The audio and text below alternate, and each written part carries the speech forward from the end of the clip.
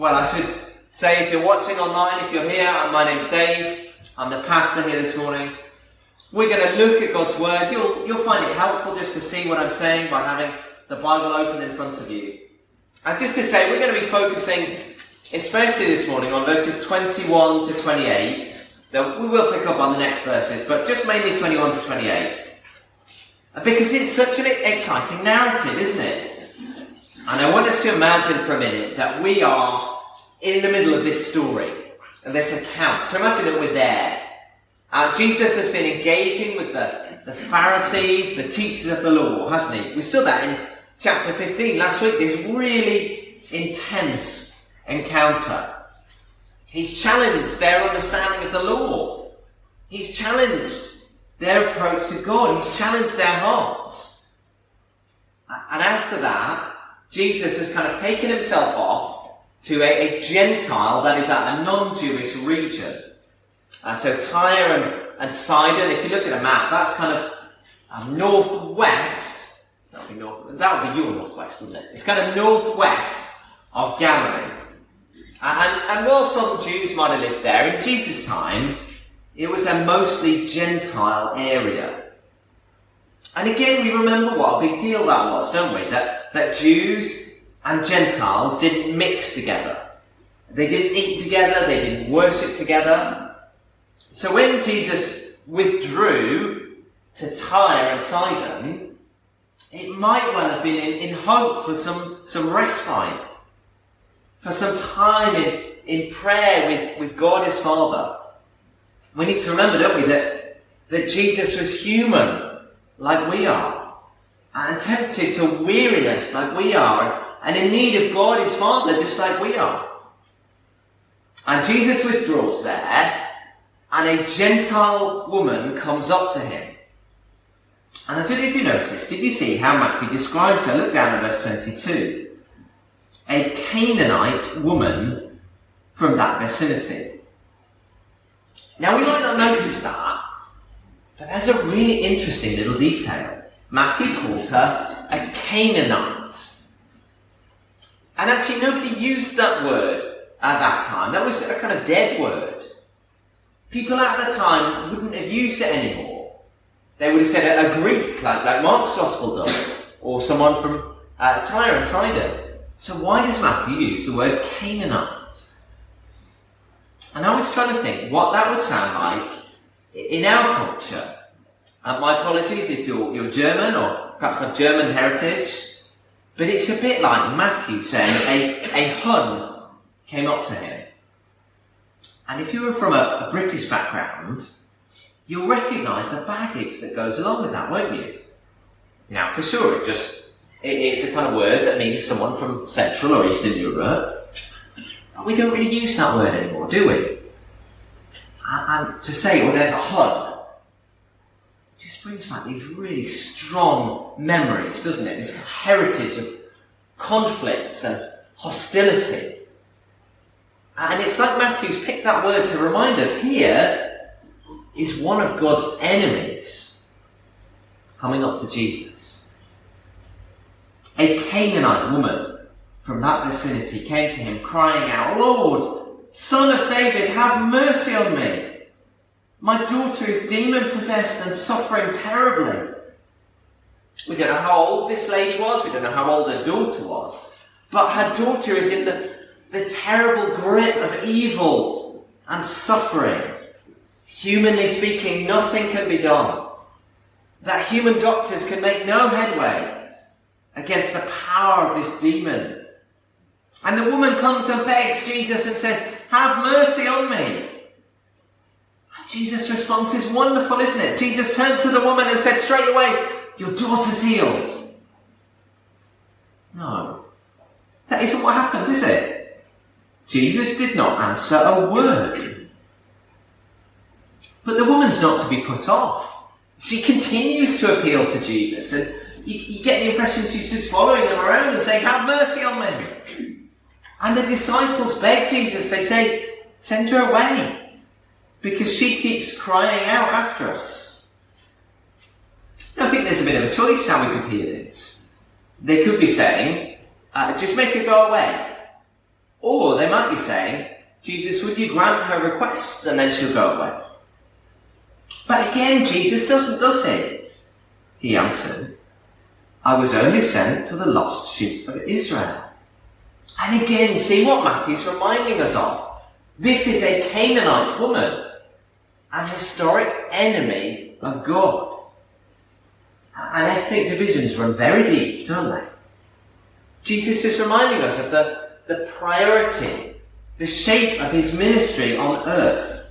The King of the Jews, come to minister to the Jews, to call the lost sheep of his people back to God, their King. And his priority in his earthly ministry is those with whom God made his covenant promises in the Old Testament, the physical descendants of Abraham. And what possible right or claim on God's King Jesus does this enemy, this outsider have? But the woman's still not put off. She came and knelt before him. Lord, help me, she said. And Jesus just cranks it up again then, doesn't he? He replied, it's not right to take the children's bread and toss it to the dogs. You get the force of what Jesus is saying. This woman, Gentiles like her, Gentiles like I would imagine most of us here, we're like dogs under the table compared to the children sitting at the table. Now we've got to be clear, haven't we? He's not saying that this woman and Gentiles are kind of like dogs in every way. Okay, he's not directly insulting her and saying you're like a dog. He's saying in his earthly ministry, the food is offered to the Jewish people first. The food is offered to the Jewish people first. And we get that, don't we? You get the picture. So when Becca's parents come and visit, they've got a dog called Millie. And they bring Millie around, and she sits under the table, because she's not stupid. She sits under the table right next to the kids. Okay, or when the kids in. And we dish the food out. And when we dish the food out, we don't get a plate of food and say, right, here's some for you, and here's some for you, and Millie, here's your fish fingers, and here's your chips and peas, and I'll just pop your plate under the floor. That's not how it works with dogs, is it? She just waits for what's left over. And Jesus is saying to the woman, you have no right to expect this from me. You can't come to me and demand it. Why do you expect it? And again, the woman will not be put off. It's not right to take the children's bread and toss it to the dogs. I was looking this verse up. I think the ESV sums up her response really well. She says, yes, Lord, yet even the dogs eat the crumbs that fall from their master's table. Lord, I know the position I'm in. Lord, I know who you are. You are the king in the line of David. You're the promised Lord. You're the ruler of the people who are my enemies. I'm outside the kingdom. I have no right to it. I know that. But Lord, my daughter suffers terribly. Do you have a scrap of mercy and power for her? And you think, well, how is Jesus going to respond? Has he not made it clear enough for this woman not to bother him? 3 times it's reported that he said these negative things. And 3 times she appeals to him. And is Jesus just kind of hard and cold with those outside, his mission to the Jews? And not surprisingly, and yet so wonderfully, the answer's no. Jesus' response shows just what he's doing. Jesus said to her, woman, you have great faith. Your request is granted. And her daughter was healed at that moment. Imagine that. Imagine her relief and her joy. Her beloved daughter was healed at that moment. That Jesus' authority and his wonderful compassion, the demons cast out, the suffering stopped at that moment. Imagine that with your daughter, or your sister, or your mother, or your friend, at that very moment. What a joy. And yet, why the delay? If Jesus was going to heal, if he could and he would, why not do it straight away? Why did he seem to put her off? Well, remember where we are in Jesus' ministry. Remember where we are in Matthew's Gospel. That Jesus has just emerged from this kind of bruising encounter with the Pharisees. They were Jews. They were God's Old Testament people. And yet all they have for Jesus is rejection and confrontation. That those of God's people there have become enemies. And we're thinking too, aren't we, about the kingdom of heaven. What does it mean to be a citizen of this king? What does it mean to be brought into his kingdom? And if those Pharisees and the teachers of the law, remember, not all of the Jewish people, but the Pharisees especially and the teachers of the law reject him, what is it going to be like to be in his kingdom? And this passage and the following passage, they remind us that to be in his kingdom is to humbly seek Jesus. To humbly seek Jesus. That's what he's doing. He's teaching this woman. He's teaching his people. They are going to be those who humbly seek the King. Humbly seek the King. Whether Jew or Gentile or anybody is called to humbly seek the King. Rather than those who think they're something. Those who try to judge the King, who think they know better than the King. Jesus' kingdom is for those who humbly come to Jesus with nothing, but trust that he will show them mercy. Humbly seek Jesus. So, in terms of Bible history, Jesus is reminding us that he is firstly King of the Jews. He's the son of David, the Messiah promised to the Jewish people. And when his mission expands to the Gentiles, when we see that kind of explosive growth of the church, that's the explosion, isn't it, of God's mercy. That Gentiles seek and find God's kingdom. Not that these Jewish followers of Jesus are cast off or their ancient privileges forgotten. We read about that in Paul's letters in Romans. This is that shown to us in story form. The gospel is the power of God that brings salvation to everyone who believes. First to the Jew and then to the Gentile. So in terms of the kind of history, the storyline of the Bible, we who were not Jewish, we need to remember this, don't we? That by rights, by birth, by practice, we were outside of God's people. And yet God has opened his kingdom up to us, first to the Jew, then to the Gentile. And so we come to God and we have no right. We have no demand that God's promises were made to Jesus. We're not in by birth or by merit. Humbly seek Jesus. But look, Jesus isn't kind of giving a lecture on Old Testament history, is it? I would imagine it's quite difficult to give a lecture actually when someone's begging and crying to heal their daughter. This is a live interaction with a real person. And Jesus is drawing out and growing up her faith. Humble faith, the sort of faith that comes to Jesus and says, I know I've got no right to this, but I know that you're merciful. And I know you will not send me away empty-handed. I read this story, I don't know if you do, I read it and I really want to know, what was Jesus' tone of voice like? How did it sound to see this interaction? How did he draw out this kind of glorious, persevering faith? He doesn't really describe that for us. We know that this woman knew who Jesus was. We know that she knew why he'd come. We know she knew what it meant to follow him. Jesus is the Messiah, the promised King, to bring life and wholeness, first to the Jew and then to the Gentile. And what it means to follow him is to pursue him in confidence that we will find his mercy. No rights, but faith. Humbly seek Jesus.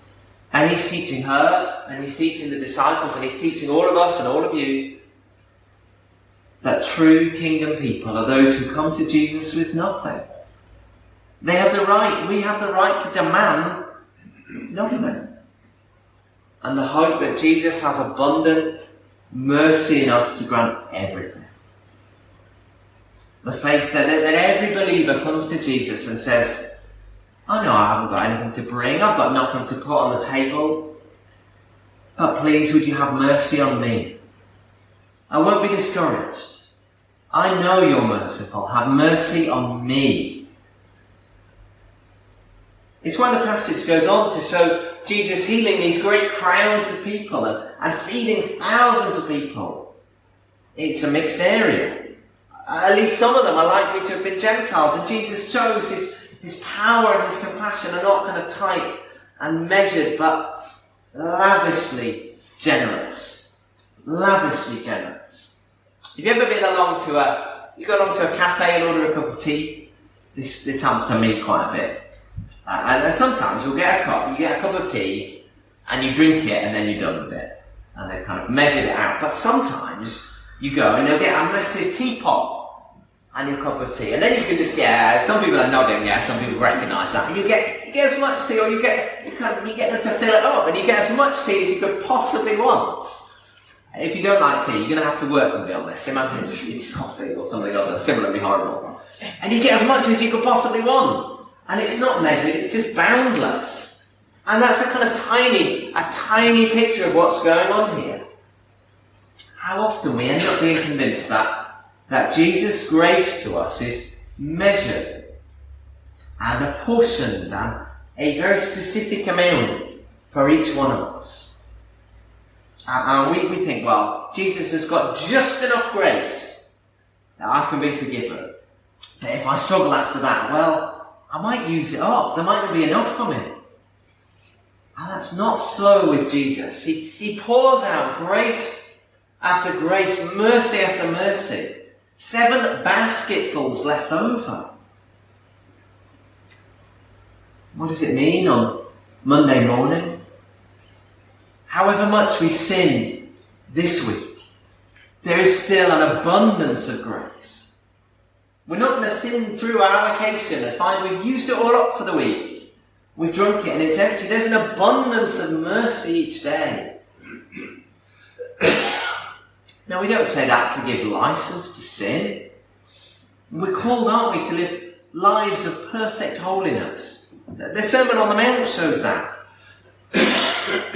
But the times that we do wrong, the times that we're selfish, the life where we fail, the times we love ourselves rather than God or others, they just call us, like this lady, to humbly seek Jesus. If we come to him each day and seek his mercy, and seek his forgiveness, there is an abundance of mercy and forgiveness every day. And when our sins look so big and his mercy looks so measured, we humbly seek Jesus. Because his mercy is abundant. And this passage just has a huge thing to say when we think about how we view ourselves, doesn't it? That we view ourselves as those who bring nothing to Jesus, but have every expectation of mercy. And that cuts us both ways, doesn't it? Maybe there's some of us here who are fairly confident people.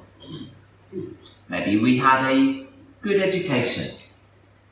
Maybe what we put our hand to was successful. Maybe we're confident in our abilities, comfortably off. And how tempting to come to church and look around and think, do you know what? I've got something to bring to this. I can come and bring something to the table, to put on, to trade with Jesus. And these verses remind us, we've got nothing that we can bring to insist that, Jesus, you owe me this mercy. Look what I've brought. My abilities for your kingdom. You want me. You want me to be part of this. Look what I can bring to the table. No. Our only hope is to humbly seek Jesus. To humbly seek the mercy of his forgiveness. When it comes to being part of his kingdom, it is for those who humbly seek and will find. Those who need to recognise that we come with nothing and leave with everything. But maybe you're here and that's not your temptation. Maybe you're of that opposite mindset. How can Jesus love me? What have I got to offer? I've got nothing. I'm rubbish. What can I possibly do that would mean that Jesus would carry on with me? Never felt like that. And these verses remind us, if we humbly seek Jesus, we will find his mercy. Because it's not based on how good we think we are or how rubbish we think we are. It's based on Jesus' mercy. And that is abundant. And this truth, this interaction is so vital, isn't it, to seeing ourselves properly. Have you ever noticed how the messages that you pick up from the media, from society, they're so messed up when it comes to self-value? This kind of desperate need to do and to be and to achieve and to be everything you can be. That self-esteem is the kind of cardinal virtue. And these verses remind us we are worthwhile because Jesus has mercy on us. Not what we've done, not what we've achieved or haven't achieved. Because Jesus grants us to be in his kingdom. And that privilege is shared by every member of his church. Those who think they're the best, those who think they really shouldn't be there at all. Our worth is in Jesus and humbly seeking him. And just imagine how beautiful a community this makes us. How often we're told that the church is full of bigots or hypocrites. But when we understand this, it should make us the most loving community, shouldn't it? Because this is a community centred on God's grace, his undeserved mercy. We were thinking a bit about this in our house group. We were talking about it this week. How easy to think that we're better than other people because we serve more, or we find it easier to get along with people. We're more organised, or we're more spontaneous, or we're a pastor or an elder. And we have this kind of league table of church life, don't we? Maybe that's just me. Pastors are not immune to this. I think, well, I'm living from this. I must be better than you lot.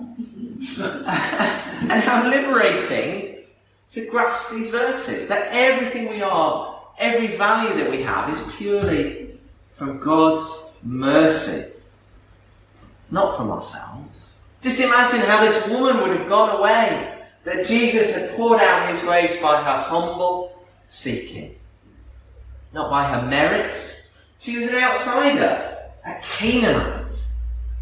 And imagine what a beautiful community this makes us.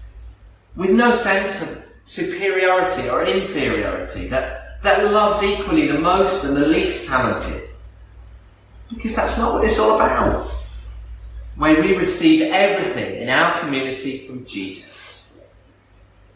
And to be in Jesus' new covenant community is just forgetting all about our perception of value compared to other people. To be those who don't care whether we think we're better or worse. We come to Jesus with nothing and leave with everything. And I want to put that vision before us as a church, that we can be a church where we're free and willing to admit to actually being pretty rubbish. You know, we can find help and share when we've had a rotten time and we've just messed up again and again, because we can be honest with each other. No mask, No makeup, no carefully curated profile on a Sunday morning. You don't have to stand outside the door and pull yourself together. Because we're like this woman, we just recognise our weakness. We come to Jesus for mercy and value. And we can do that in this community. Why not do that this week, today? Share your struggles and your weakness, and you'll find the other person is struggling and weak as well. Share, pray together, because, friends, God already knows that we're rubbish, that we come to him with nothing, and that we find our value in him and everything that he's done. And that's what makes us so precious. Isn't that the delight of the gospel, that we're failures and outsiders made precious and beautiful in God's sight? I recognise that some of us might be anxious this week. Anxious about the rising cost of pretty much everything. Do I heat the house or put food on the table? What happens when the rent or the mortgage goes up? How will I cope? Well, I can't promise that Jesus will pay your gas bill or your oil bill by a miracle, though he might do. But I just love the picture of Jesus coming to him for mercy and finding an abundance of his grace. That's this woman, isn't it? That she comes with anxiety and leaves with compassion. So bring your anxiety to Jesus and leave with his compassion. And his grace and his community will get us through these difficult times. Maybe you're here, maybe you're watching online and you're not a Christian yet.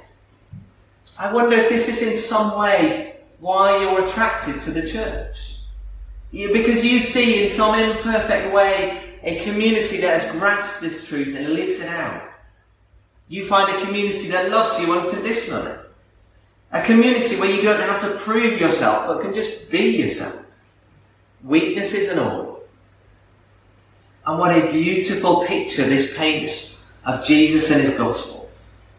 And Jesus is inviting us to be part of that. That all it takes is nothing. All it takes is humbly seeking Jesus with faith. That he can and he will forgive. That he pours out his grace on undeserving sinners like you and me. And that's the call for us today, isn't it? That's the picture from this woman, that we humbly seek Jesus.